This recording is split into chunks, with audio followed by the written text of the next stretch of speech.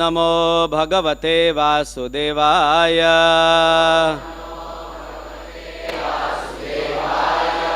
ओम नमो भगवते वासुदेवाय।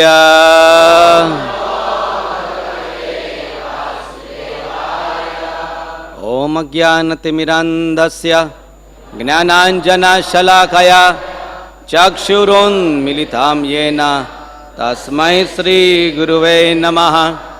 श्री चैतन्य मनोभीष्टं स्थापितं येन भूतले स्वयं रूपः कदा मह्यं ददाति स्वपदान्तिकं।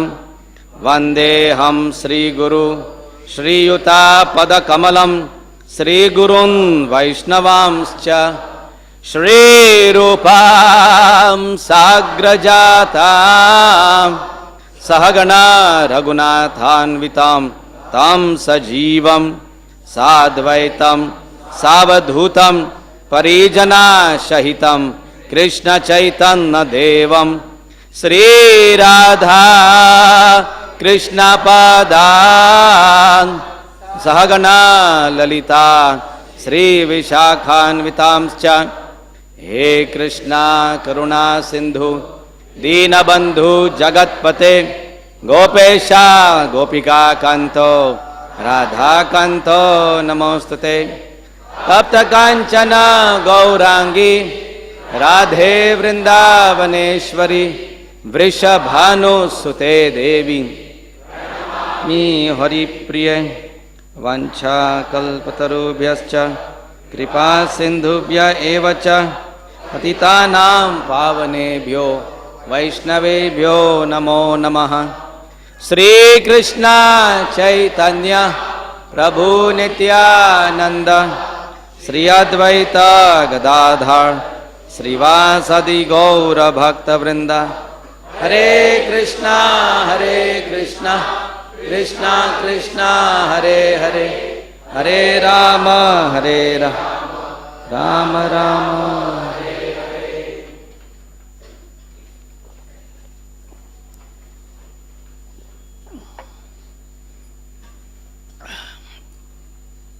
हरे Krishna.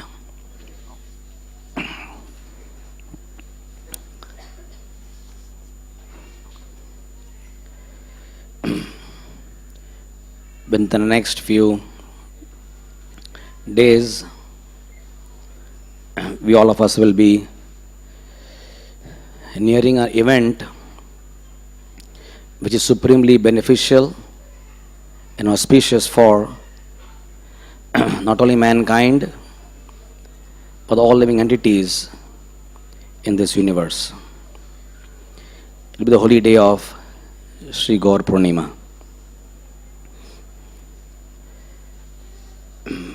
If you are nearing a very fragrant place full of flowers and scented items, even as you near close by, the fragrance comes before you even enter that place.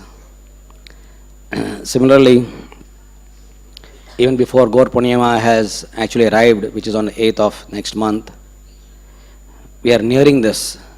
So the fragrance of Gaurama's mercy is already in the air, in the atmosphere. Especially when we sing every morning the Ashtakam of the Lord, Pranamami Suchi Sutta Gauravaram. That heralds the beginning of those times where devotees would again be able to enrich their hearts by opening their minds and consciousness to the unprecedented mercy of the most merciful person who ever descended upon this earth.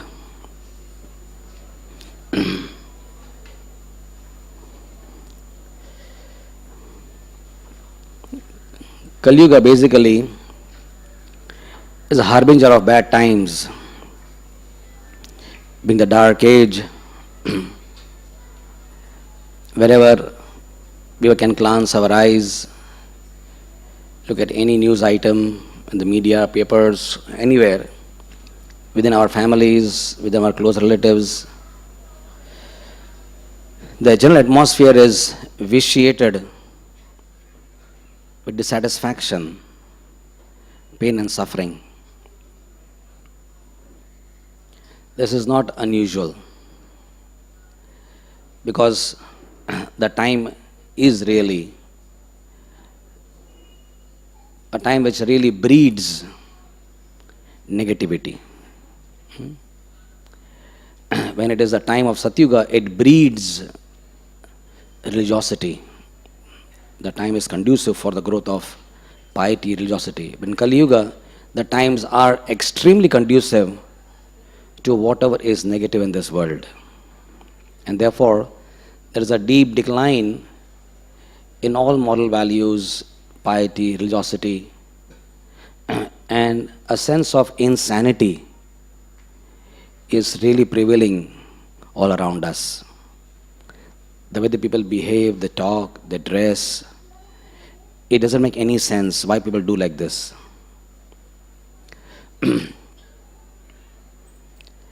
We are living in this world of Kali Yuga, and not that devotees will be not affected, because we are going to be a part of this atmosphere. Therefore, His Divine Grace Srila Prabhupada taught us that if we want to really preserve our own internal sense of sanity, preserve our values, and get some happiness, we'll have to insulate ourselves with the mercy of the Lord. And that mercy is the Lord's holy name. By going to a war, you wear an armor. So when you go out in this world, away from this beautiful environment of Krishna's own home, Radha Gopinath's abode, when we go out of here, we are influenced and we need our protection. So from where we will try to study today and discuss together the nature of the mercy. What is it within Kali Yuga which makes it so special, the descent of Lord Chaitanya and Lord Nityananda? Why are they considered, as we sung in the song, Parama Karuna? What is the nature of this Karuna? Who are they? What is their message? And how we can actually access the Supreme Karuna and bless our own selves with their mercy.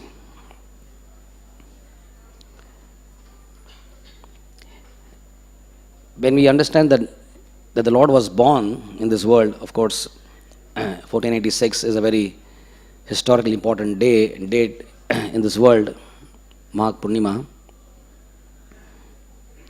There may have been many events which are important for us to remember sometimes.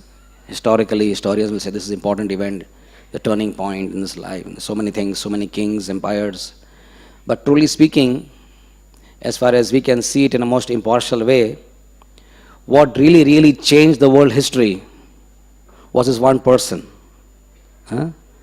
Sri Chaitanya Mahaprabhu. But for his intervention in this world, the downslide, the nose diving of Kali Yuga would have gone on unabated. And the craziness would have been even more. And there would be no respite. There would not be any escape. There would not be any alternative. There would not be any solution. But it is the descent of Chaitanya Mahaprabhu which actually makes things so different in this world than it would have been if he were not to come in this world. So truly speaking, the most important event of Kali Yuga is the descent of Chaitanya and Nityananda. And historians will definitely say this in times to come, that the golden era of this dark age began with their descent. Mahaprabhu was born at a time which was very inauspicious. He was born at the time of lunar eclipse. So as it was dark, it is night, and the only hope in the night is the moon. But even when that moon, which is the only source of light, also gets covered up, then there is complete darkness. So it was Kali Yuga, it is the lunar eclipse, and lunar eclipse is the influence of bad planets is very high. The negative planets are very highly influential upon the consciousness of the human beings at the time. And to deliberately come at that time is very significant also. That when things are going to be very bad, then Mahaprabhu, who is the true moon of Kali Yuga, we call him as Gaura Chandra. He will not illuminate just the sky, but illuminate the hearts. Illuminate the hearts of all living beings. The moon of Gaura Chandra illuminates the hearts, the consciousness of all living beings. Mahaprabhu's descent is special in so many ways. We can try and discuss some of them today. He is not an avatar. We should not mistake him to be an avatar. He is avatari. He is the very source of all avatars. He is completely Purna. He is the original supreme personality of Godhead. He is not just an expansion of Shridakshay Vishnu, who comes for maintenance of the law and order of this world. Like Vaman Dev came, Hiranyakashipu to kill, Narsinghadev came, Kurmadev came. They came to set together some of the upsets of this world. But they did not give something very, very magnanimous. They did their sort of designated, we cannot say designated, the Lord has no designated word, but still whatever was necessary they did, and then they went back. So the Lord Chaitanya Mahaprabhu is not an avatar, he is the complete whole. And because he is the complete whole, his abode is also complete, Navadvip. His philosophy also is complete. The most robust, the most powerful philosophy. His being is complete. His devotees are complete.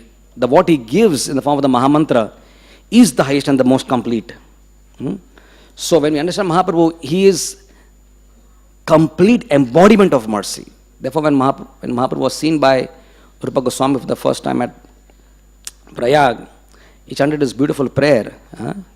Namo Mahavadanyaya Krishna Prema Pradayate Krishnaya Krishna Chaitanya Namine Gauratvise Namaha. The most magnanimous. So everything which is the highest in Godhead is embodied in Lord Chaitanya. Right? Very few times the Lord got angry. It was always Mahavadanyaya. Very few, 4-5 times we can know that he got really angry with something which was intolerant. But even that was an act of mercy. So let us see today how his philosophy is complete. Basically, when you look at philosophy, what is philosophy? Philosophy is not just something which somebody can cook up from sitting in in a chair and think about with a cigarette in his hand and a wine on his desk. Philosophy are those valuable revelations which help us understand the nature of this world. Using the philosophical tenets of a philosopher or a seeker or a thinker or a saint, it helps us to understand what this world is all about. It helps us to understand reality. So we can see that many years ago, when the philosophy of the Vedas was lost, as we know, the basic tenets of philosophy are based in our Vedic literature. That is the source of all knowledge. But when they were lost, then people using those misconstrued philosophy of the Vedas about say 2500 years ago for killing animals. They were saying that animal slaughter is all right because it is given in the Vedas. And that's why we see the first Kali Yuga avatar comes in, that is Lord Buddha. Right? and he gave the philosophy whereby Buddham Sharanam Gacchami means that you surrender to me, and he decried the Vedas. The Vedas are not important. So people also degraded that actually they have to remove the Vedas so they would stop killing.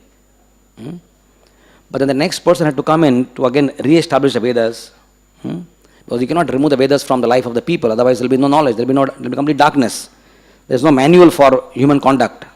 If you remove the manual, it's like removing the constitution from the country. Okay, today no constitution anymore.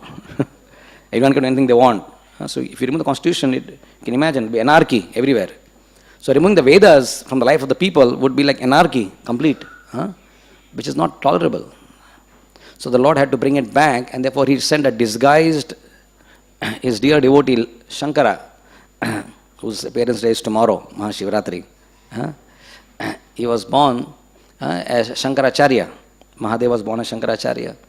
We had to bring in the monastic philosophy of oneness, where he said that Vedas are brought in, but God is denied.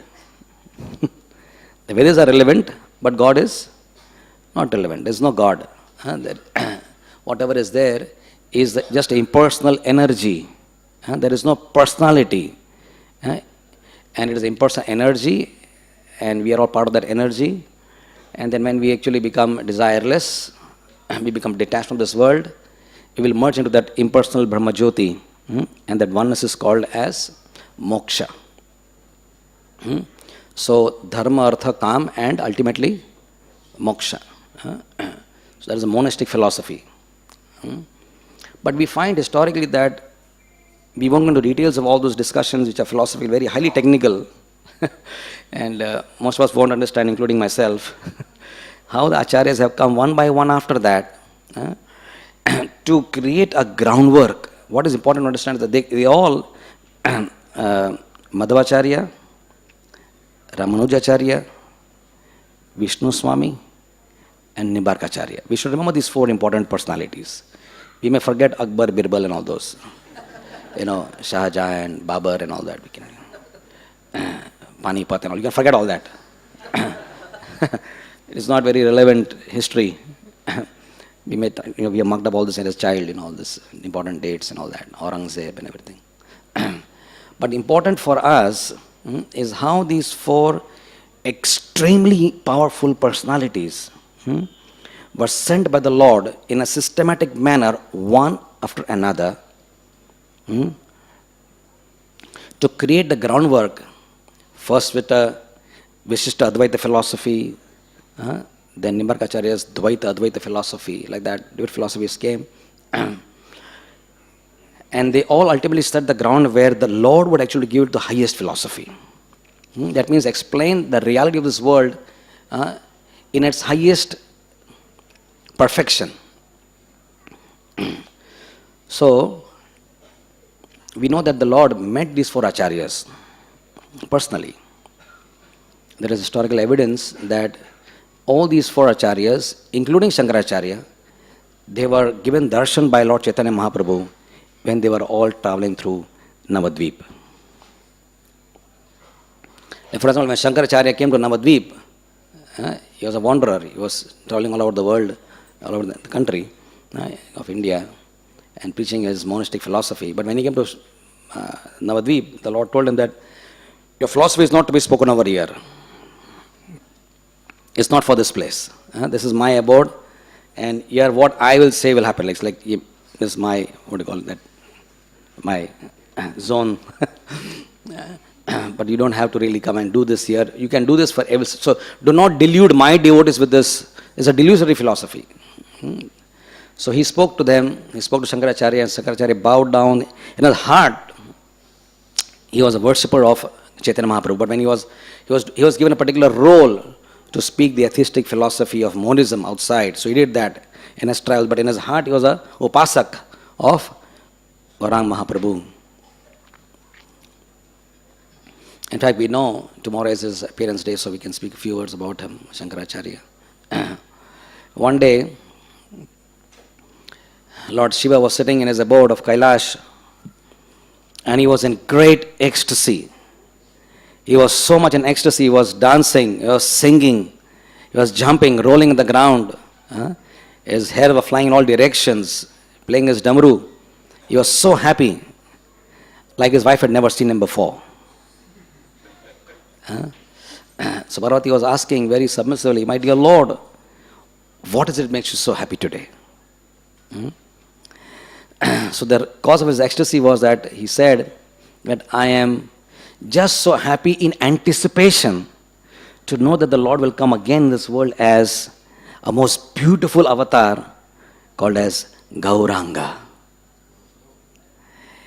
And no sooner the word Gauranga touched the ears of Mother Parvati, that word Gauranga is very special. When his body is golden. The word of God carries the power of God, carries the mercy of God, carries the grace of God. It's not ordinary word. So along with that word Gauranga uttered by the pure lips of Lord Shiva, when it entered the pure heart of Mother Parvati, she bloomed into ecstasy and her heart just overwhelmed and said, "What? The very word Gauranga is creating in my heart a sense of deep emotions. Where can I find him?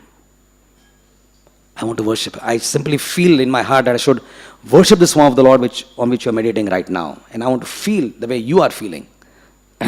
This ideal husband-wife relationship. The husband is absorbed in Krishna consciousness and the wife is simply supportive and learning from the husband, the good husband, how to make her life Krishna conscious. Ideal husband-wife are Lord Shiva Parvati. You go to Navadvip. So he came to a place which is called as, at that time called Simulya. And she began to meditate in the Lord's holy name, chanting Gauranga, Gauranga, Gauranga, Gauranga. And the Lord is very kind. Mahavadanyaya. The Lord appeared. His transcendental form. The Lord, of course, is extremely beautiful. Krishna is beautiful, all attractive. Radharani is exceedingly beautiful. When they combine together, we can't imagine what this beauty is all about. The heart cannot fathom. The mind cannot imagine. We hope for the day when we can really understand the Lord's beauty within our heart. But Mother Parvati was not imagining, she was seeing the most merciful, beautiful person which ever was seen by anybody. And her eyes started dripping with tears of love and ecstasy. She bowed her head down and touched the dust of his feet and took that dust and put it into her mang they call it, parting of the hair. And that name, the place is now called as Simanta Dvip. This is called as Simanta. Where she did her tapasya is called Simanta Dvip. She began to cry. Said, I am Maya. And my job is to really keep people away from you. That's my job. I don't allow people to come to you. And because I keep people away from you, even I remain away from you. I'm like your shadow. But I never get to really have your association. I can never see you because I am in the material world and you are in the spiritual world. The Lord pacified her and said, no, you are also an expansion of my Yogamaya potency. Yogamaya assists me in performing my leelas in the spiritual world and you are just a reflection of that. But stay here. So she never left Navadvip. She never left Simantadvip. Her husband and herself, Lord Shiva and Parvati, reside even today in Navadvip. It's called as Kshetrapal Shiva and Parvati is there called as Praudamaya. And Vrindavan she manifests as Purnamasi, who is Yogamaya personified, assisting the Lord in his Braja Leela. And when she assists the Lord in his Navadvip Leela, she is called as Praudha Maya. The temple is still very much there. Lord Shiva his role, he is the presiding deity. All these Brahma, Shiva, they are all presiding deities of various aspects of the Lord's creation. Lord Shiva is extremely powerful and therefore he presides over people's ahankar. Is a personality of the ahankar. Just like ahankar is the interface between the spiritual and the material, right? You have the spirit and then you have the body. The interface between body and spirit is what? The ahankar. The ahankar is the one which makes us believe that I am not spirit but I am matter, right? Similarly, Lord Shiva is also like that. He is in between. Is it not? We know. He is not Vishnu Tattva on one hand and he is not at the same time Shiva Tattva. He is in between. He is Shiva Tattva of his own. Similarly, because he is in between entity of Vishnu and Jiva Tattva, similarly on this side also he is in between. He is the one who he is the predominant deity of ahankar, which is in between material and spiritual. We can understand it in that understanding. So, all those people who will take shelter, now this is all practical. The biggest problems in spiritual life or material life is ego, right? We always say he has a lot of ego problems, right? We may have all our material problems, financial problems and whatever problems, but the biggest problem is our ego problems. Because the ego which is keeping us bound to this world, making us feel that I am this body and that I'm an Indian or a Hindu or beautiful or not beautiful or crazy or not crazy, whatever we think of ourselves, is because of this ahankar which anchors our consciousness to matter. It's like an anchor. So unless we really get free from ahankar, we can't really access the Lord's mercy, because ahankar is like a wall, like a dam which prevents the gushing of the Lord's mercy into our lives. It's a huge barrier.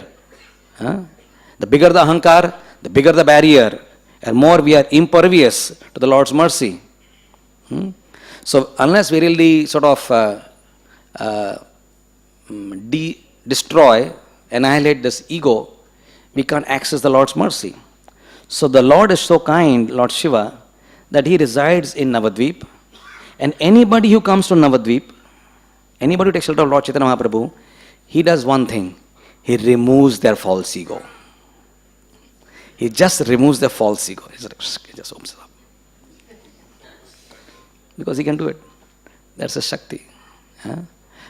However big the ego is for us, but for Lord Shiva it's very easy. Just lifts it up. That means you are at least free from that major obstacle. And then, when we take shelter of Prodamaya, as we know, the dham of the Lord, Navadvip, is covered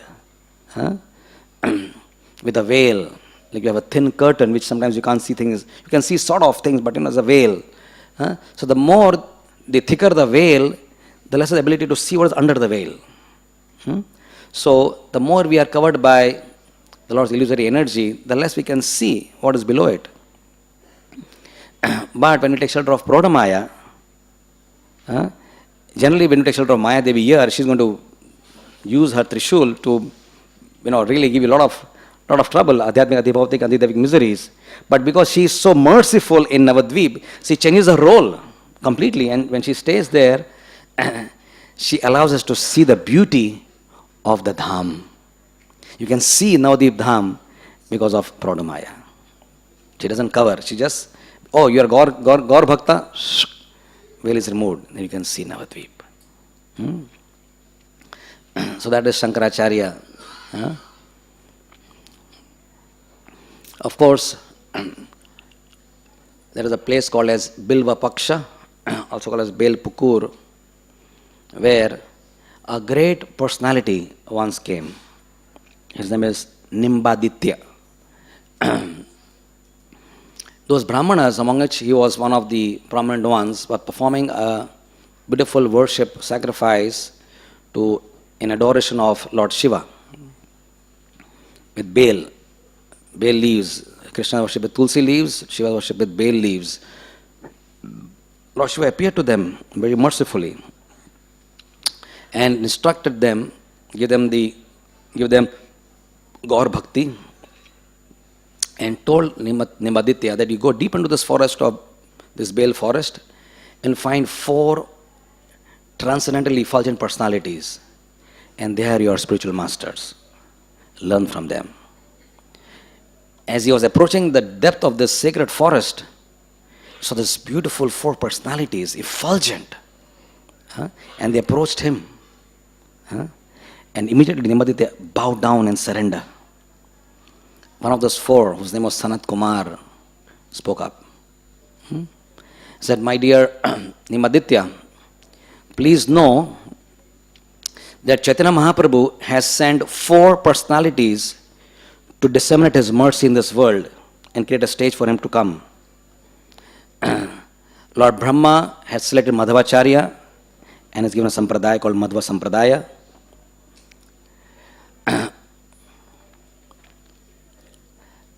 Sri Lakshmi has sent Ramanujacharya, and he has already come in this world. And Lord Shiva had sent Vishnu Swami to set up the Rudra Sampradaya. And we are going to select you as the fourth personality to be the founder of this Kumara Sampradaya. So learn this Sanak Samhita from me. He gave him the Radha Krishna mantra and empowered him to start a Sampradaya. Nimacharya was so blessed, so ecstatic to chant Radha Krishna mantra, and immediately within a short time Sri Radha and Krishna appeared to him. In front of his own eyes he saw something very beautiful. He saw both of them combined together into one as Sri Chaitanya Mahaprabhu. And Mahaprabhu told Nimbakacharya that I am going to create a sampradaya by combining, by synthesizing all the teachings of these four Vaishnava sampradayas. We should understand the path of perfection of the soul is dependent upon where we get our spiritual connection from. You may have a bulb, you may have the wire, you may have the 3-pin plug, you may put it in the socket, but the socket is not connected to the powerhouse, there won't be any light. So more important than all these apparatuses is to understand that the socket there is connected to the source of electric power. So there may be so many people who are teaching spirituality in today's world, and there are many people who talk about spirituality and this philosophy and this kriya and this path and whatever. And they're doing some good to the world, and we appreciate the good they're doing to the world. It's nice. Whatever they are offering to the world is welcome. However, if you're talking about perfection, the highest perfection of the soul, in the form of Shuddha Bhakti, then you have to be connected to the four powerhouses of Bhakti, which are the four Sampradayas. Rudra Sampradaya, Lakshmi Sampradaya, Brahma Sampradaya, and Kumar Sampradaya. So unless we connect our souls, our lives, with the teachings of these four Sampradayas, we may practice some particular type of what you may think is spiritual. It may do some good to us and giving us some peace, some satisfaction, some good health, and some tranquility and all that. And that's fine.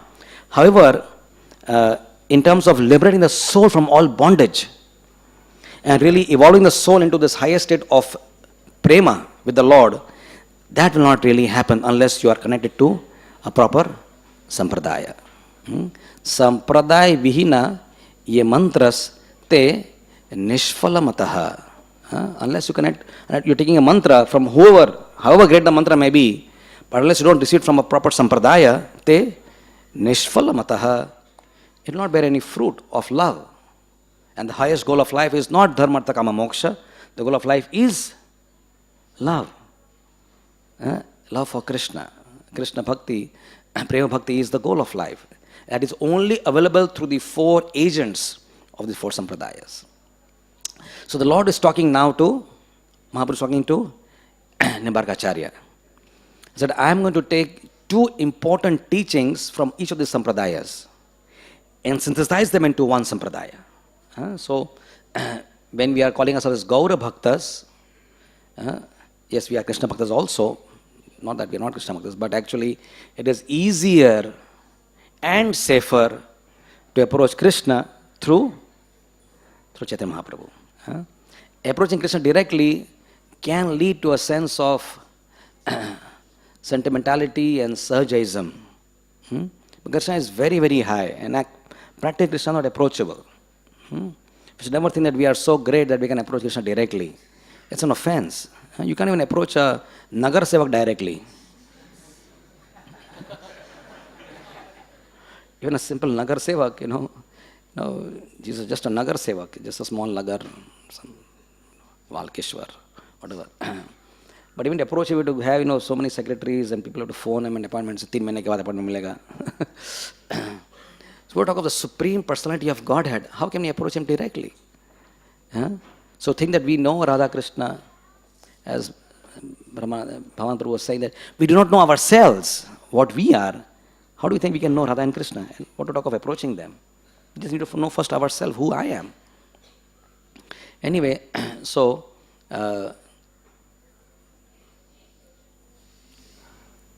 Mahaprabhu said, I'm going to take these 2 teachings from each sampradaya.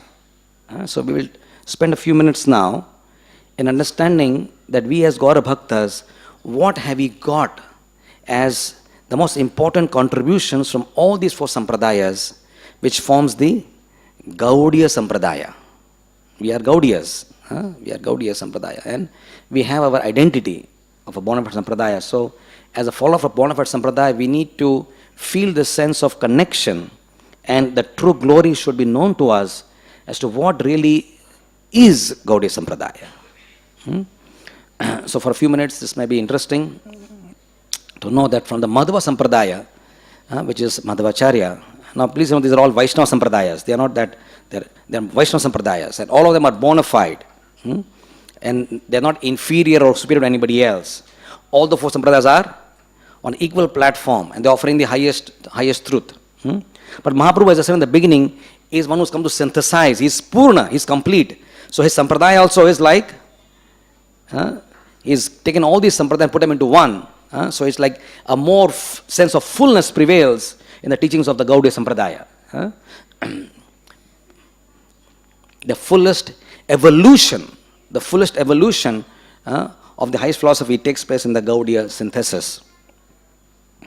So with the Madhva Sampradaya, he's taken 2 points. What is that? How does Madhvacharya, what is his trademark? You've seen him sitting like this, right? This is trademark of Madhvacharya. Always like that. And that is the purpose of his avatar. He is Bhimsen, Hanuman incarnate. Vayuputra. Very powerful, very strong. Like this. What does this mean? He is the one who has come to this world to destroy monism. Monism means everything is one. We are all one. It's very nice to hear, we are all one. It's very one. But it is not a very practical philosophy. Prabhupada was traveling, disciples were traveling in the train. You heard the story, right, before? And there were some Mayavadis who were sitting in the train also. And they were heavily, obviously, absorbed in Mayavad. And our devotees had a very simple way of, they didn't get into a philosophical discussion with them. Because that is useless. Sometimes these discussions can go on endlessly. So they had these mangoes, right? So they were sat in front of them and started eating the mangoes. Very insulting. They gave the gutlis to these people, the Mayavadis. They said, it's all one. The mango and the gutli is one. So we take the mango, you take the gutli. It's all one. They were sleeping in the night, and in the train. It was rather cold. Must be, I think it was December, January. Prabhupada was traveling. And they had this woolen shawls, and our devotees didn't have any, many blankets. So they took their shawl from them, and they removed one fiber from that, one tar. And said, this tar is one with the whole shawl. So I take the shawl and you take the star. So you can cover yourself with the star and I will cover myself with the shawl. But But yeah, but it's all one. You see, it's all one. You and one, I am one, we are all one. The shawl is one. So yeah, of course we are one, but. So this philosophy appears like very, very nice to speak. We are all one, goody goody. Everything is one. Indians, Muslims, Hindus, Marathi, all one. So it's very nice to say like that, right? But it doesn't really work. It doesn't really work like that in the practical way. Your salary, my salary, it's all one. I take your salary, you take my salary, it's all one. It doesn't make sense. How can everything be one? Yeah, the currency is one. It's all rupee or dollar or euro, whatever it is. The currency is one, but the amount is different. So so it's one and different, right? The rupee is one. That you also have 1,000 rupee notes. I have 1,000 rupee notes. So the currency is one, Indian currency, but it's still the content is different. Right? So it doesn't make any sense, this oneness thing. Anyway, so Madhvacharya came for doing this. Said, we are not one, we are two. The direct refutation of Shankaracharya said, the Lord and the Jivatma are always different. The Lord is always Vibhu, and we are always Anu, we are small, and they're always different. So Mahaprabhu took from him these two things, the refutation of Mayavad, number one, and service to the deity of Krishna, accepting the deity as the eternal spiritual being. You know, Madhvacharya was a very fond of his worship of Panduranga. He was a devout devotee of Panduranga in Pandharpur. And we know that he is one who excavated, he was one who brought this beautiful deity of Krishna in this world, of Udupi, right? So, Madhvacharya, Udupi, Krishna, they're like synonymous. There's a sense of, unity in them that we cannot think of Krishna without thinking of Madhvacharya in Udupi. So these two principles have come from the Madhva Sampradaya. So the Lord was telling Nimbarkacharya that I will personally be the embodiment of these teachings. I will teach these teachings myself. So we can see that how Mahaprabhu preached Mayavad, preached anti-Mayavad. There's a beautiful story I like to tell you in this connection about how the Lord embodied these teachings and stood strongly by this principle that we are not God. We can never become God. This is a very popular thing, right? We are all God.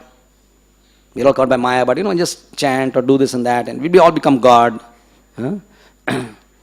Sounds so crazy. How can we become God? We can become a doctor, lawyer, cobbler, IT, but can we become God? What course, what mantra can make us God? God is not made. God is God. If you are a God, you are a God always. Right? If you're not a God, you're not a God. As simple as that. It's not a question of becoming God. But anyway, this is very popular in this world. Advaita Acharya used to get very disturbed with one thing about Mahaprabhu's behavior. Advaita Acharya is very senior. If you see in his deity also in Panchatattva in Mayapur, he has his white beard.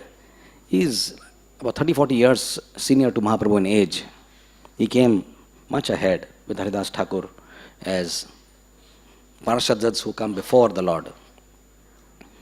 But the Lord, even though he is junior, Adhacharya's spiritual master is Madhavendra Puri. And he and Ishvara Puri are god brothers. And Mahaprabhu Chaitanya is a disciple of Ishvara Puri. So in that sense, they are also disciple of a god brother. So smaller in age, smaller in sort of initiation, and disciple of the god brother of your guru. So in so many ways, of course, Adhacharya was very respected in the community as a senior most Brahmana. So Mahaprabhu would always go and touch Adhacharya's feet and take the dust of his feet on his head. And this would be very disturbing to Advaitacharya. Sometimes he would make him sit in one place and actually perform his arti and worship him. Adhacharya could not ever take that. We would like it, right? If somebody worships us.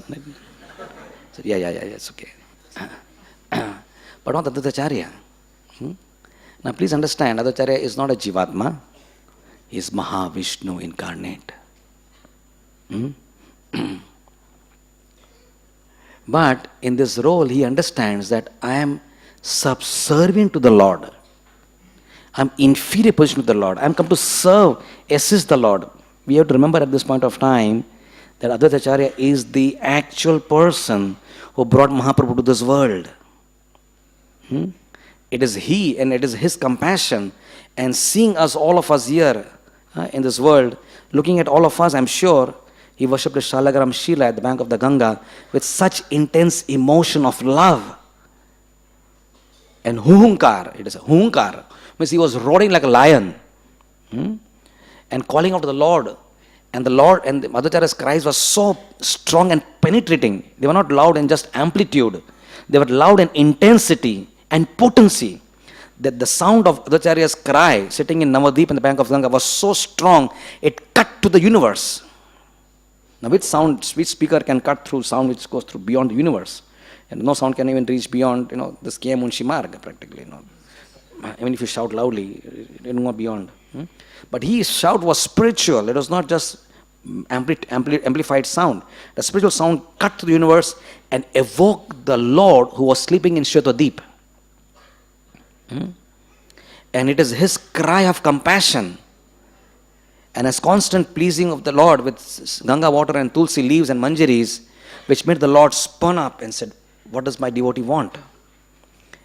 And then the Lord understood that Advaita Acharya wants him to descend to save Kali Yuga. So we should remember that it is Advaita Acharya who is actually the cause of the Lord's descent. And how we owe so much gratitude to him for that. And so he wanted to devise a method whereby the Lord would again accept him as his servant. And not as behaving like he's his superior or master. So what did Advaita Acharya do? How did he get the Lord to actually make him subservient? Because the Lord would never do that.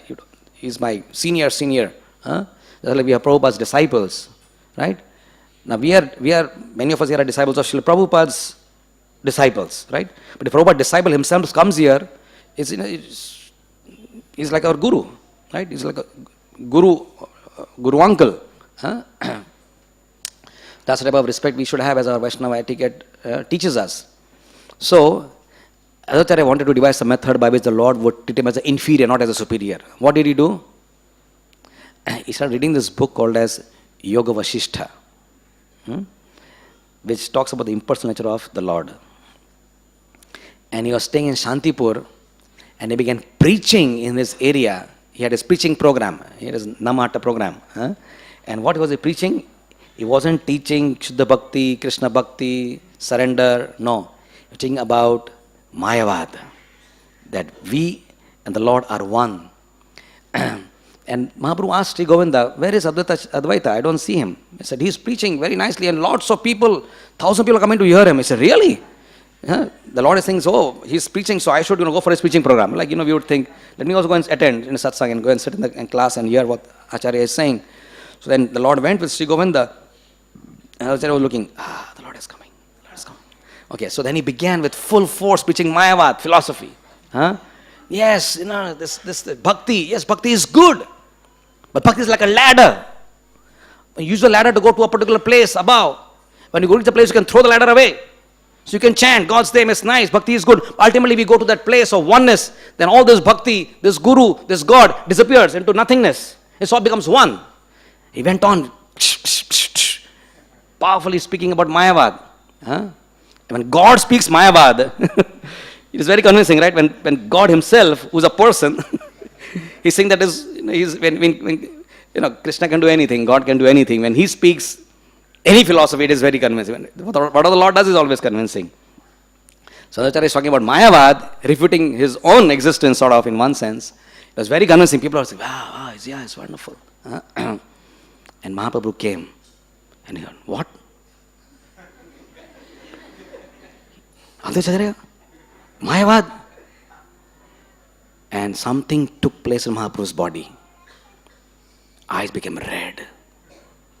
He clenched his hands, clenched his teeth, and he got into a mood of anger. And he approached, and as Mahaprabhu was approaching, others said he became more ecstatic, with more force, like banging his fist. Yeah, this, that. The Mahaprabhu went up to him and grabbed him. Imagine this scene. We were not there, unfortunately, to see this beautiful pastime. But just imagine to see the Mahaprabhu is catching Advaitacharya's collar of his kurta, or a shawl, whatever he was wearing that time, and just dragged him down from the stage and punched him. And punched him. And Advaitacharya is like, what? And the Lord is punching him. And he sat on his belly and punching him more. And suddenly the Advaitacharya is like smiling. And the only one who's crying, everyone like shocked. What? Imagine somebody is sitting on the stage and talking, a person like Advaitacharya, and somebody just drags him and beats him. So, kya ho gaya? People are not able to react. And one who started reacting, his wife, Sita Mata, you can imagine her state. She says, the old man, he will die. He will die if you punch him like this. He's already so old. And Mahaprabhu had been punching him. He said, now, where are your praises? Where is your arati? Where is the touching of my feet? Where is the taking the dust on your head? Come on, today we and then Mahaprabhu, oh my God, what did I do? He said, you can only chastise a person when you treat him as your inferior. Today, when you are chastising me, you accepted me as your inferior. Today, my life is completely successful. And Mahaprabhu became so embarrassed that he had been tricked by Advaitacharya. So this is the beautiful pastime which shows clearly so many beautiful lessons of them. One being that how the only thing which makes the Lord mad in anger is Mayavad. He just can't stand this. It's denying there is a God. Yes, of course there is a God, but he has no eyes. No eyes. That means he's blind. Okay. He has no ears. That means he's deaf also. He has no hands. No hands. Okay. So he's born like a, what do you call it? There are some, medical terms for that anyway. He's got no legs. Really. He doesn't move. He doesn't speak. Really. He cannot feel. But there is a God. There is a God. There is a God. This is Mayavad. You deny the person completely and still say, he's there. But but the whole world accepts this as true. We all understand that the Lord is there, and we have our tiny auras around us. This is an aura. You do aura scan, you can find your own aura around you. The Lord is supreme, and He has His supreme aura around Him. That's called as the Brahma Jyoti. He's a person. He has eyes, but not like our eyes. He has a mouth which can speak, but not like ours. It's not a body which is made of flesh, bones, muscles, and nerves. Sachitananda body. And the deity form, that beautiful pastimes where the Lord, the second aspect of this thing is that he accepts the deity as non-different from the Lord, right? It says here, highest as eternal. If you go to a place where there is a deity of course, I can think of another pastime where the first deity of Mahaprabhu in this world was not carved in Jaipur or in Ekachakra. The first deity of Mahaprabhu was made by Mahaprabhu himself. Imagine. He made his own deity and he gave it to Vishnupriya. So that shows, and Vishnupriya has his own eternal consort, his eternal wife. And having taken sannyas, you can imagine the wife's condition. And when a husband like God takes, leaves you and goes away, how much the wife can love. A good wife loves her husband so much with love, care, and submission and so many nice things. But when God is your husband, how much attached you are to Him, right? When He goes away from your life, the wife is devastated. She's finished. She becomes practically, her life becomes void.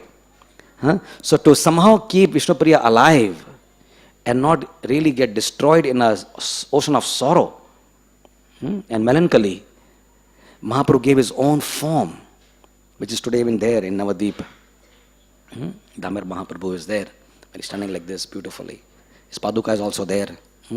And Vishnupriya would see that form of the Lord and experience the Lord's presence there. So when we see the Lord's form, we all know that Pratima nahi tumi, Sakshad Brajendra Nandana. So this, some of the other religious groups and other tenets and other faiths, they said this is, how many temples they have destroyed of our Hindus, right? But we understand that this is not wood or stone. This is Sakshad Bhagavan. The Lord can talk and walk and speak. The Lord is seeing us right now. And we are seeing Him right now. But more than we seeing Him, He is seeing us. That's more important. Because what we are seeing is something like, it looks like little material, because we have material eyes, we can see material forms. The material eyes cannot see spiritual forms. But the Lord is spiritual and He can see us. Right? And after this lecture is over, we're going to all dance for Him. We're going to sing for Him. Right? And that's the Lord, for the Lord's pleasure, we'll do all these things. What is happening? All these chandeliers allowed are there. Well, it is for us to look. We also like to look at the chandeliers, but it's for the Lord's pleasure. All this gold leaves and this teak wood from Burma and these nice fans and this nice floor. It's for whom? As a king lives in royalty, right? When you go to King's Palace in Mysore and you go, how kings used to live, Hyderabad, Nizam and all, how they lived? Royalty, right? This is the king of the world. This is Krishna, the king of all kings. He should have the best. It should not be solid gold. We can only offer him teak wood, unfortunately. If we had the money, we should make him solid gold. All this floor should be solid gold and coral and quartz and everything else. Right? This is Krishna. This is the Lord's original form. So it is not that we're wasting money on making nice clothes for him and doing all decorations on Sharad Purnima. The Lord is happy and showering ton of flowers on his body at Pushya Abhishek. The Lord is so happy. And we can feel the Lord's happiness because when the flowers come upon us, we feel so happy, right? Because they are imbued with the Lord's happiness. His ecstasy is there within those flowers. When the flowers touch us, we go into we know what happens to us. That emotion is coming not because, if you have any flower from Dadar you get and just throw on your head, you won't feel like that. You get a bunch of flowers from Dadar, put it and just start throwing everybody. Well, it feels good because flowers are always good to feel, but you don't feel that ecstasy which we feel. It has touched the Lord's form. It has been plucked with devotion, offered with devotion, and then sprinkled with devotion. And it breeds devotion in the heart. Right? Because the Lord is there. We may not realize, but there's something called as faith, Shraddha. We have to wait for that faith to be awakened in our heart. By the process of sadhana bhakti, chanting Hare Krishna mantra, serving the Vaishnavas, pleasing the spiritual master, following instructions, we will be able to have this experience of the Lord in His deity form, in His holy name. From Ramanujacharya, two principles came, Sri Sampradaya. The concept of bhakti unpolluted by karma and gyan. And the second is service to the Vaishnavas. This has come from which Sampradaya? From Sri Sampradaya. And you can see these two principles are very prominent in our Hare Krishna movement, is it not? Very prominent. In our movement, we don't recommend anyone to indulge in any speculative processes. Prabhupada is so much anti-gyan in one sense, right? Not just gyan, but speculative gyan. And karma and yoga, right? So, in the definition of bhakti, we say, Anya bhilashita shunyam, jnana karmadi anavratam, anukulena krishnano shilanam bhaktir uttama. Uttam bhakti is that bhakti which breeds a state of desirelessness. And becoming desireless, all abhilasha becomes shunyam. There is no involvement of jnana and karma. And third, it is the state of heart where we do anukul, favorable bhakti to Krishna. When these three things are done, it is called as Shuddha Bhakti. So, there are beautiful pastimes in the Lord's Leela which depicted this thing also. Regarding karma and jnana, one of the greatest ascetics of the time, when Mahaprabhu was living in this world, was Devananda Pandit. Devananda was such a great scholar, such a big renunciant. He has a huge following of thousands of people. And how many people who come to attend his lectures? Profound analysis of Sanskrit. He was truly a simple person. He was not just behind followers and taking all the money and enjoying with their wives, not like that. he was actually a renounced person and truly very respected in society as a genuine sadhu. But there's a problem. In his analysis from Srimad Bhagavatam, which is the book of pure devotion, he would never give devotional interpretations to the slokas of Srimad Bhagavatam. Bhagavatam is only meant for Shuddha Bhakti. In Bhagavatam, you won't find any karma or gyan practically. You don't find Prahlad or Bhishma doing any of those stuff, or Pandavas. They're all into pure devotion to Krishna. So, he had a large following, and one day, Srivas Thakur came up and sat in the assembly, and he was hearing the dissertation of his beautiful explanation on Srimad Bhagavatam 10th canto.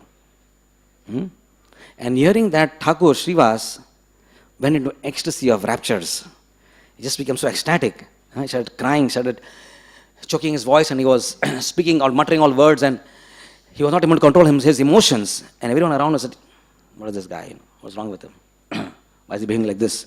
So they lift him up. They felt he's doing some sort of a imitation fellow or some cheap guy. So they just lifted him up and threw him out of the assembly. And he was in ecstasy. He didn't know what's happening. When he recovered, he was all thrown away and all dirty and everything. And got up. He felt embarrassed by his own behavior, but he felt sort of hurt that he was mistreated in an assembly of respectable people. But recovered from all that and he went back. This happened before Mahaprabhu's birth in this world with Srivas Thakur. So when Mahaprabhu came to this world, he would never look at Devanand Pandit with any sort of good feeling. He would also say, this fellow is a rascal. Why? Because he did not understand he's speaking from Bhagavatam. He should know that when a pure Vaishnava comes and hears Bhagavatam, this is what happens to him. He, as a silent spectator, allowed his devotees to misbehave and threw a great Vaishnava out of the assembly, and he did not even say anything about it. So he's party to the sin of Vaishnava aparad. He's party to the sin of Vaishnava aparad. Right? So Mahaprabhu, when he would pass through his ashram, Devananda Pandit ashram, this is a rascal. I don't want to see his face also. The Lord rejected him. Even though he's renounced, he's simple, he's very pure in his habits, everything else. But because he was fully talking about Bhagavatam with only interpretation of Gyan. Interpreting Bhagavatam with Gyan. One day, by his good fortune, Vakrashar Pandit, a great associate of Mahaprabhu, came to his house to stay. Vakrashar Pandit is so pure and such an advanced Vaishnava that when he would hear the Lord's Kirtan and when he would start dancing, of course the dance was very different about how we dance. In ISKCON we dance very differently.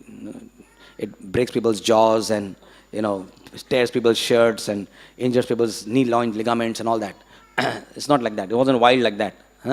But he was dancing with such grace. He would dance sometimes for 72 hours non-stop. Anybody that can imitate that feat? Try dancing for 72 minutes. It's very difficult. You can only do it when you're really in ecstasy. If you're really doing it with physical power, only with physical power alone, then you will last for a few minutes and stand on the side and just clap your hands. But when you're really in ecstasy, you can dance for 72 hours because it is not based on physical power or calories and proteins and all that. It's your energy production and ATP and everything else like that. It is based on all your spiritual emotions. So he was dancing in ecstasy like this. And he was going wild and he was twirling and like that. And he would fall sometimes and get up again and he would dance. So Devanand is a very strong person. He would, like when we dance sometimes, you create a circle where devotees can dance, and this is coming from there in parampara. One who's dancing, everyone is around him, and he was applauding him, dancing and also encouraging him. So then he would put his hand like this around him, so that he would not fall, and people would not sort of, crowd upon him and disturb his dancing. This is the only service he performed in his life to another wonderful Vaishnava. And Mahaprabhu came to know about this principle. He served a Vaishnava. And from being an object of the Lord's sort of, despise and negativity, who would never even allow it, have anything to do with this so-called great man, he became within the Lord's own favor. He granted him his mercy. Why? Because he had served a a great Vaishnava. There was a Brahmin who was drinking milk. You know the story, right? Is living near Srivas Thakur's house. And he had heard that the Lord dances in the night in nocturnal kirtans. Huh? In today's material world, the worst things happen during the night, right? So also in spiritual circles, the best things happen in the night. It's ulta. Spiritual life and material is all ulta. So in the night, Bombay and other metropolis cities, and craziness, nonsense, sinful activity takes place. But in Mahaprabhu was telling one day to his devotees, why are we spending our night sleeping, Why should we sleep? He said, yeah, it's a good idea. Why should we sleep? So what should we do? So he said, we are wasting our time. Human life is so rare. And whatever time we have with each other, let us chant and dance in the night. He said, wow, it's a great idea. And everyone would join in Srivas Thakur's house and sing and dance through the entire night. And people around came to know that something wonderful is happening indoors. But not everyone is allowed there. So there are a lot of requests and applications coming that can we come in also, come a little bit for a while? Can we all just have a look? Because Mahaprabhu's dance is something which we cannot imagine. Gaura Nataraj. Nataraj means, Raj means king, Nata means dance. The king among dancers is Gaur Nataraj. When he dances, even Lord Shiva would say, I need to learn some steps from him. He's also Nataraj. He's a king among dancers also. But if Lord Shiva would to see his dance, he said, this step I can learn from him. He's an original dancer. When he danced on the hood of Kaliya, Krishna, he could dance from, in the heads of a snake. Nobody did that before. So, there's this particular Brahmana who came to Srivas Thakur said, please, I beg you, I really beg you, allow me for a while inside. Only me, nobody else. I promise you, I won't tell this to anybody. And this wasn't an ordinary, so-called just 2 paisa Brahman wearing a thread. He was a genuine Brahman. Very, very austere. He did not have malpua and shrikhand and all this good food. He would only drink milk for years. He survived only on milk. That was his tapasya. That was his vow. Only milk. Not even dahi. Only milk. He was a milk-drinking Brahman. Very pure, very innocent, very simple, very austere, very renounced. Very devoted also. Only drinking milk.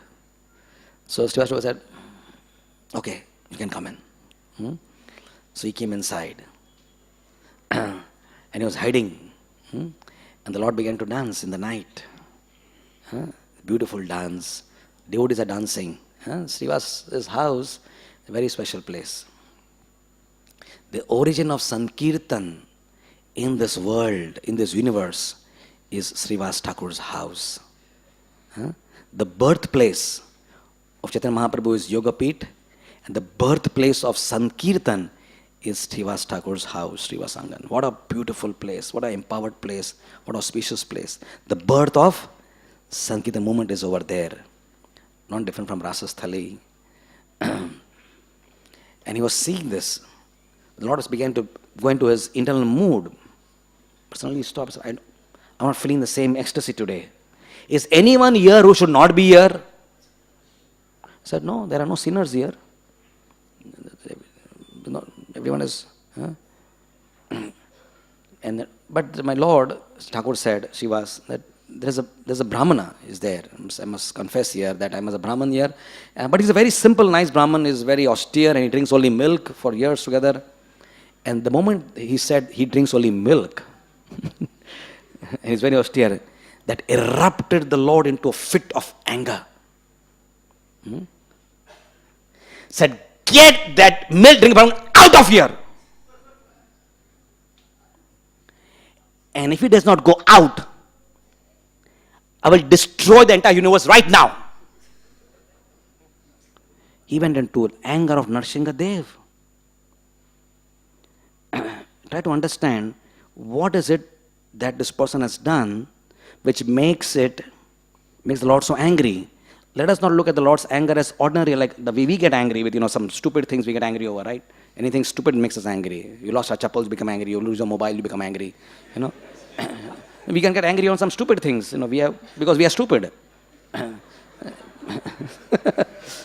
That's what we are. Yes. But the Lord's anger is not out of that sort of a sensual disturbance, that he becomes angry.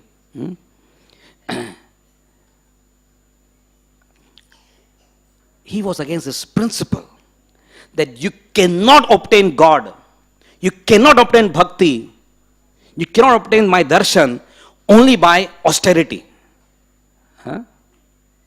Any amount of austerity, whether you're taking only milk or only water or only leaves or only air, no austerity is there enough to attract the Lord's mercy. The Lord is never, ever, ever attracted by tapasya. Bhaktya tu ananya shakya aham eva vidurjanaha gnatum drashtum cha tatvena praveshtum cha parantapa. I can only be obtained by bhakti. So the Lord's anger here is not against the person necessarily in one sense, but against the principle that if somebody thinks that he can just do tapasya and attain God, attain Krishna, then he's making a huge mistake of his life. So bhakti, away from karma, away from, that came from where? From the Ramanuja Sampradaya.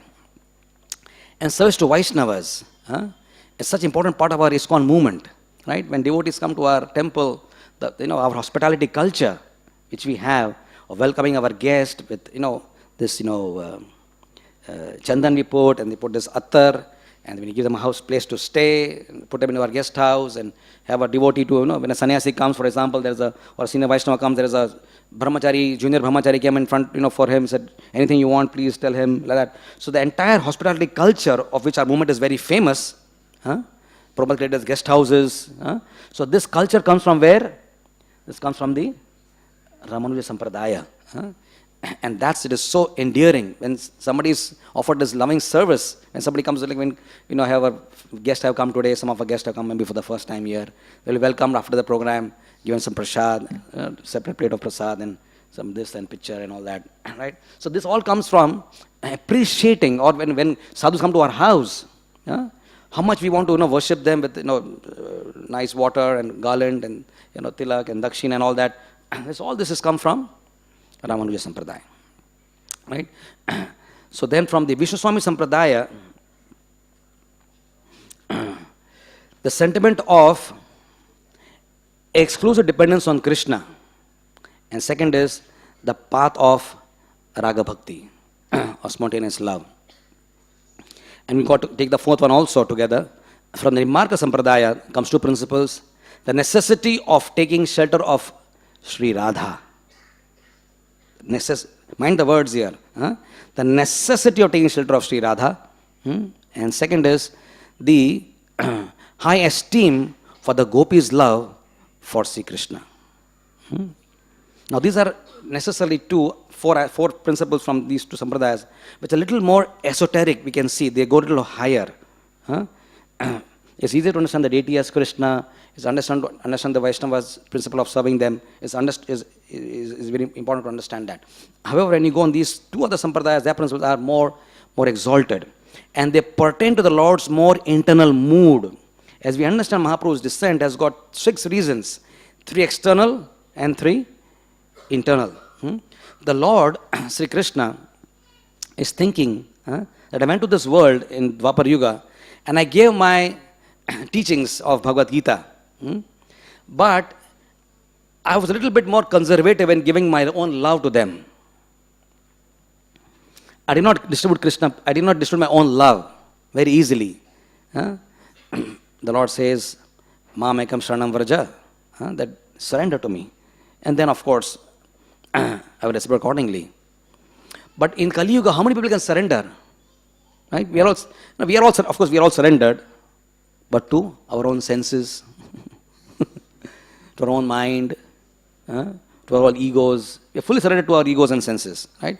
Surrender to Krishna is a very, very difficult thing, very high thing. So, if you don't surrender, if Krishna has made this condition, if I surrender, I'll give my love to them, The Lord think this will be very difficult in Kali Yuga.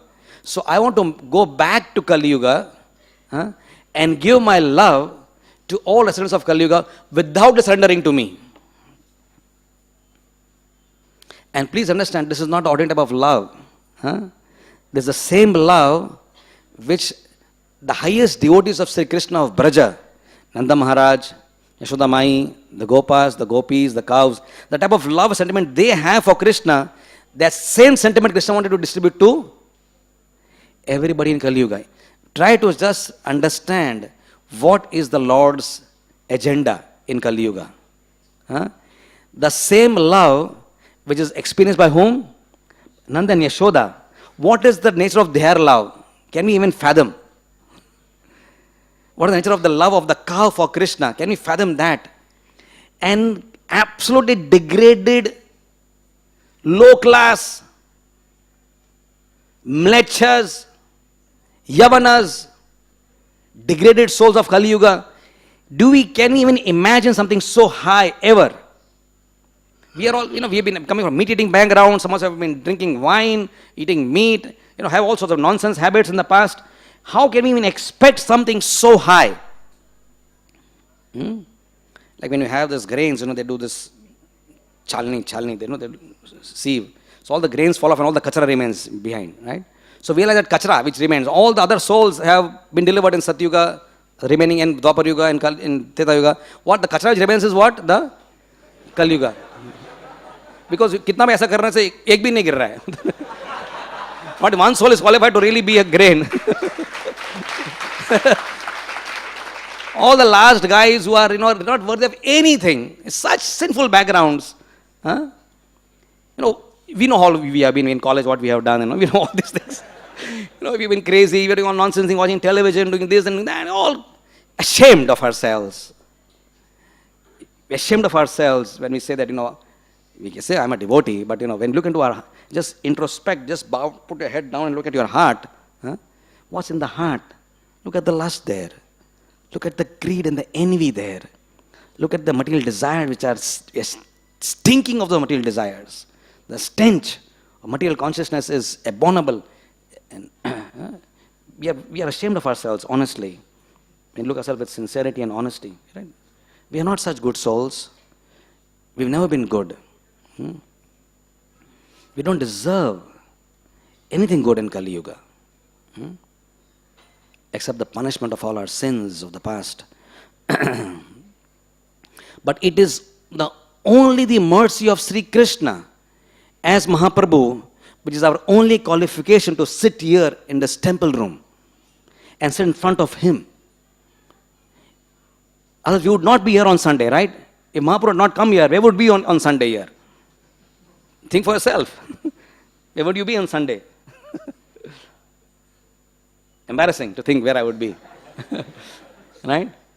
But of all the temptations which we have, which we can go to watching television, doing this and doing that, all nonsense, we are here in Krishna's temple, in Mahaprabhu's temple. That is mercy of Mahaprabhu. The young people with strong sensual power are sitting with dhoti kurta, like very simple souls, and sitting in front of Krishna and chanting Hare Krishna. Subduing all our sensuality and all our, bizarre material desires, subduing all that, containing it within like a bottle, just to, humbly sit in front of Krishna's temple and chant God's names. Because, it is the best thing in life to do. Because our mind is crazy, senses are crazy, and they will take us to hell. It's the royal path to hell is through the senses. Sharira Vidyajal, Jodendriyo. It's not Prasadam time, but I'm just chanting these prayers.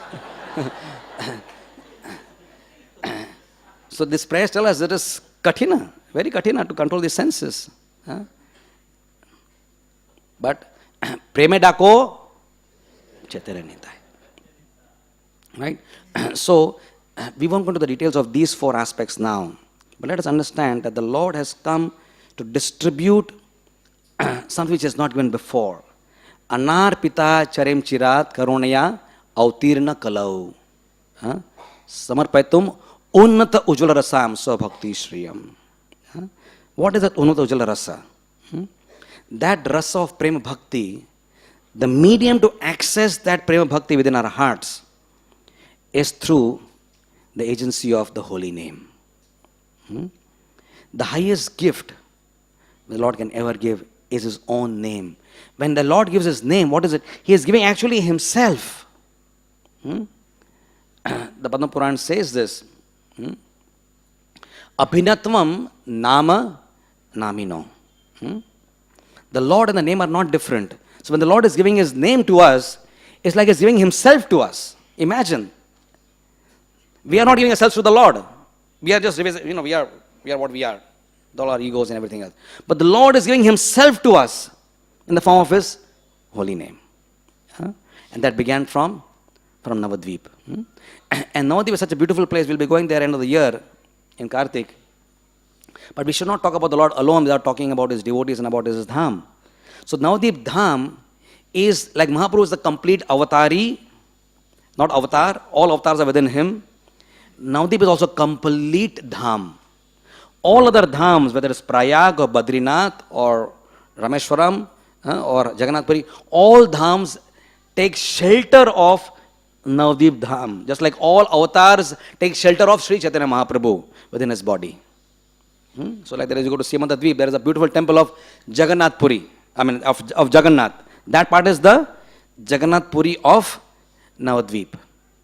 Where the Lord was born, for example, the Yogapeeth, under that beautiful historically sanctified tree, of neem tree, and that is called as the central. The Navadvip is like 8 petals, and the 9th petal is the central whirl, and that petal is the Antardvip, which signifies the process. Now these 9 petals of Navadvip signify the 9 processes of bhakti.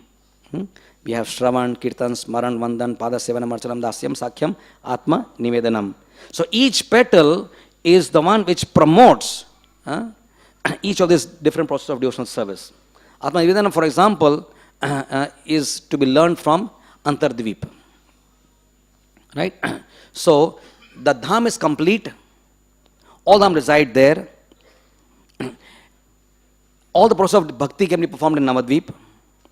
And all the Lord's devotees from other avatars also coming along with the Lord. There's another part of the Lord's sort of synthesis, that even those devotees who are in Ram Leela, for example, when they came to know that the Lord is coming in Kali Yuga, they joined with Him. So who came with it? Like we have Hanumanji, he is the hero of Ram Leela. But when Hanumanji came to know that the Lord is coming in Kali Yuga, he came as Sri Murari Gupta, Lord's dear friend. When Prahlad came to know, he's a staunch, unalloyed devotee of Narsinghadev. But then he came to know, he came along. Vasudeva Datta. When Vishaka Sakhi, Lalita Sakhi, they also came to know that Krishna is going as Chaitanya Mahaprabhu. They came. Lalita Sakhi came as Swarup Damodar Goswami. Ramana Rai was incarnation of Vishaka Sakhi. So all of Krishna's devotees from all other avatars also came in the Gaur Leela. So we can see the Lord is here in a mode of synthesis, synthesizing the dhams, synthesizing the 4 sampradayas. Everything is creating like a one unified thing. And this is important to understand because Lord is a unifier. Even the Muslims, who otherwise, considered by many people as, sort of out of the Vedic culture, even they were involved. The first public Sankirtan of the Lord, Sankirtan would take place in Navadvip when the Lord taught His students, sitting in their own houses and they were doing Harinam. But when the Qazi attacked the devotees, broke them Mridanga and threatened them to plunder them and imprison them, and they all went and Mahaprabhu, people are really, it's becoming difficult to perform Harinam now, it's because Qazi is like really anti all of us. And the Lord ordered that we will have a huge Sankirtan now. The first Sankirtan of this universe is when the Lord, with hundreds, thousands, tens of thousands, millions of people marched to the house of the palace of Chand Qazi. And He's not come to kill the Qazi here. People were saying, kill the Qazi, kill the Qazi. Because they had large numbers, so they were not scared. Because, 2-3 people, yeah. But, millions of them, as one Qazi, and maybe have 1,000 soldiers, but, millions of them with torches and mashals, they were feeling power. And they were, more than when the numbers, they were seeing Mahaprabhu. Like you have a powerful leader with you, then even all the other fellows, chalo, we big leader, you also feel, yes, come on, let's also fight, You need a good leader to really. So everyone else is like, we're getting scared. But when Mahaprabhu is dancing, and the ecstasy we created with the Harinam, just people put into such raptures, I said, kill the Qazi. The Lord went to a debate with him and converted him into a Vaishnava. Chand Qazi is Kamsa. In previous Yuga, Kamsa was, beaten up by Krishna in one blow and finished. But he's just debating with them lovingly. I accept you as the Supreme Narayan. You're Supreme Narayan. He said, I declare that in my taluka, from now and for all generations to come, nobody will obstruct the Sankirtan movement of Lord Chaitanya. Even today also, all our Muslim friends are very friendly there. So, in this yuga, he is combining, there's no Hindu-Muslim stuff going on here. As far as ISKCON is concerned, Mahaprabhu's mercy is concerned. It's nothing to do with all these Hindus and Muslims and all these barriers. Mahaprabhu is come to break all barriers. Everyone is welcome. And the greatest proof of this is that the Acharya of the Naam, the Lord has come to give Naam to the world. The Acharya of the Naam is who? Thakur Haridas, who's not from Hindu background. So the Lord, we can see, he has to come to unify. And this is very important to understand historically. Why? Because Thakur Bhakti Vinod in the year 1885 made a prophecy, which is very relevant to us. He said, very soon a person will come, and the day is not very far, by whose grace, the Russians, the Germans, the French, the Americans, all will come together. Where? Not in Mumbai or Delhi or Calcutta or Chennai. Where will they come? To a small, apparently insignificant place called as Mayapur. And loudly chant, Jai Sachinandana Gaura Hari! With banners in their hands. That means they will break all barriers of I'm American, I'm a Frenchman, I'm a British. All barriers will be broken. What will be established? Eka Varna. The universal church, they call it. Thakur Bhakti, his words were universal church. Eka Varna. That means we are here, Mahaprabhu's movement, the Hare Krishna movement, ISKCON movement, Prabhupada's movement, is here to unite, break all these artificial barriers of Hindus, Muslims, this, that, man, woman, countries and racial differences. All differences are actually dividing us all and making us suffer politically, geographically, to all into a large family. This is the real oneness. We are all one because we are children of Radha and Krishna. Srimati Radharani is our mother and Krishna is our dear father. And the mother and father have sort of come together as Lord Chaitanya. So in him we get the love of mother, the love of father. Everything is there in Mahaprabhu. Right? He is a supreme mother, a supreme father. Right? So this Eka Varna is Srila Prabhupada's philosophy. And Thakur Bhakti Vinod, in modern times, late 18th century, Saraswati Thakur, his son, and his Divine Srila Prabhupada are the modern pioneers who actually have broken the barriers of Mahaprabhu's mercy. Now, what Mahaprabhu's mercy is, this is a prediction, this will happen. And the love of Mahaprabhu is so great. Now, if Mahaprabhu wants to give his love, Krishna wants to give his love, cannot be any barriers, right? If you want to do some work, if you want to get a job, there are a lot of barriers. I want this job. You cannot get a job you want, right? But Mahaprabhu wants to give his love. Who can create barriers, right? He has made a prophecy. Prithivite ache yoda nagaradi gram sarvatra prachar hoibe moranam. In every town, village of this planet Earth, in Africa, in France, and wherever these villages and towns are, everywhere the Lord's name will be chanted. So these 2-3 acharyas of our contemporary times, Thakur Bhakti Vinod Saraswati Thakur and Prabhupada, have done this.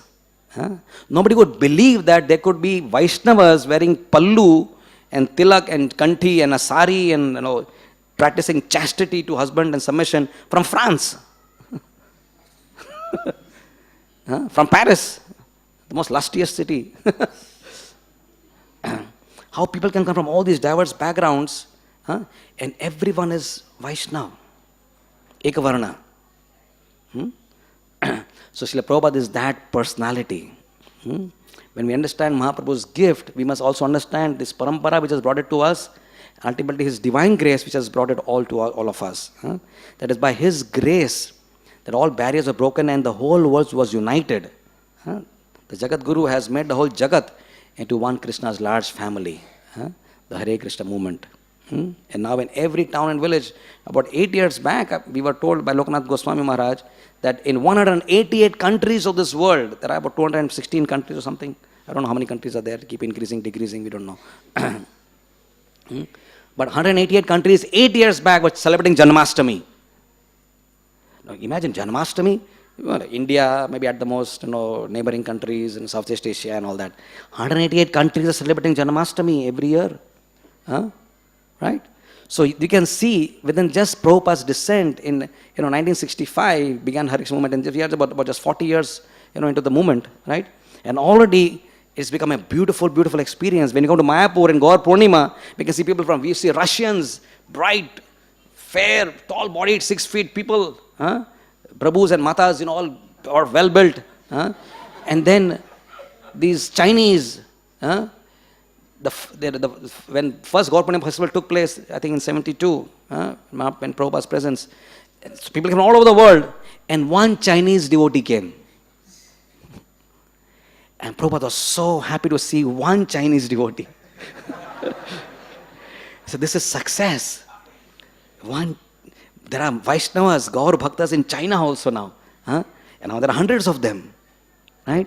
So from every part of the world, people are coming together to glorify the most munificent person, Nitai Gaurachandra. Therefore we call them as Parama Karuna, Pahudui Jana, Nitai Gaurachandra. Sabhavatara, Sara, Shiromani. The Sara, Shiromani, they are the highest.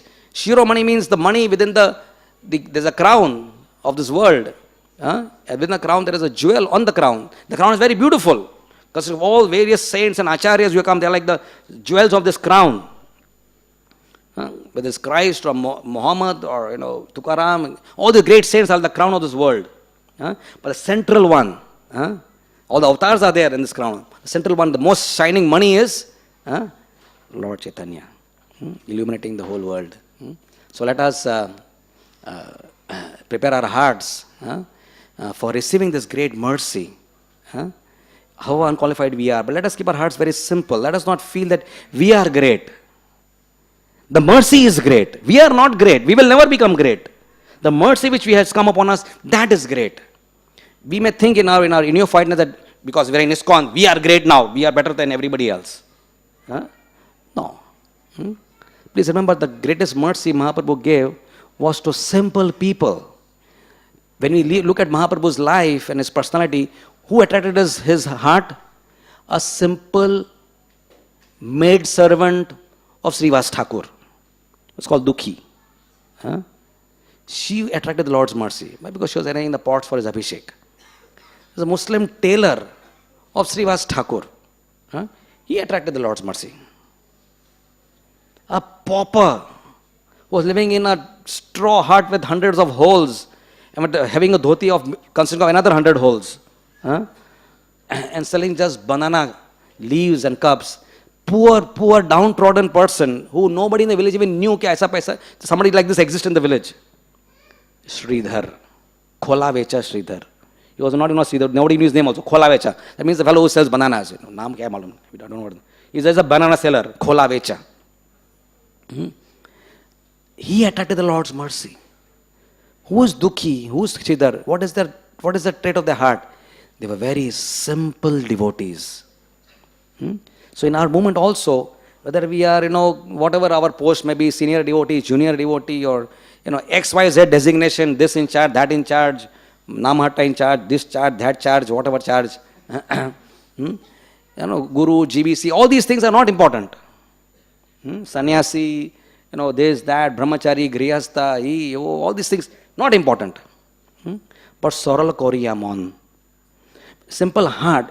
It will require a simple heart to attract the Lord's mercy.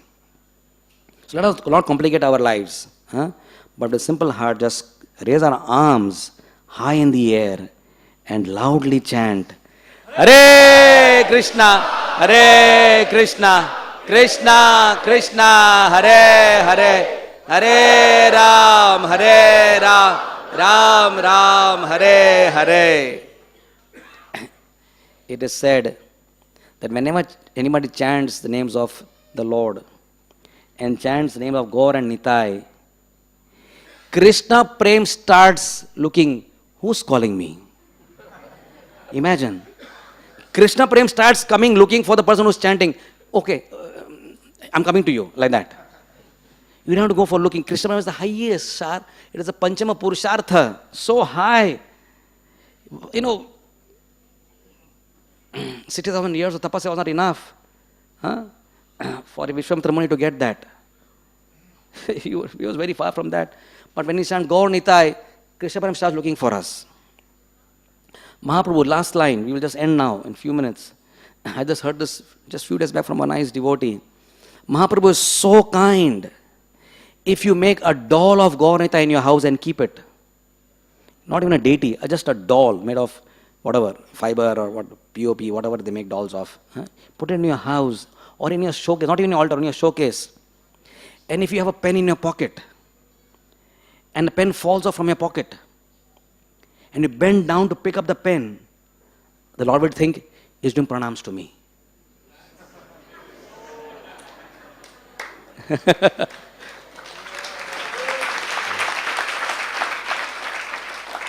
You have bent down to pick up the pen, but in the Lord's heart, oh, he's bowing down to me. Mam Namaskuru. I had spoken in the Gita, Mam Namaskuru. He's doing that to me right now. And just by the act of lifting a pen, you attract the Lord's grace. This is the extent of the Lord's mercy. And therefore, when Prabhupada was sitting at Atlanta and he saw Gaur Nitai being installed in Atlanta, he began to cry. He sang this song. Oh, Mahaprabhu's mercy has reached Atlanta. Wow, it's so wonderful, right? So this is what we all have got by the grace, mercy of His divine grace. So let us not get proud. Let not feel egoistic that we have this. As I said, we don't deserve this. But we have been given by causeless grace. We are most fortunate. So let us be fortunate, receive this mercy fully, and distribute profusely as agents of the Lord. Yare deka tare ka ho? Amara ke guru na tare hi desh. Just give it to all our friends with love, not in the egoistic manner, chant Hare Krishna. No. With love, with kindness. Just give it to our friends, our neighbors, all that people whom we love. Give them this holy name. Connect them somehow to the mercy of Gaur Nitai. Connect them through prasad or Rath Yatra or a book or something. Just connect them to Mahaprabhu. And the life will be successful. His Divine Grace Srila Prabhupada ki, Sri Sri Gaur Purnima Mahotsav ki, Sri Harinam Sankirtan Yajna ki, Gaur Premanandi. Thank you very much. Hare Krishna.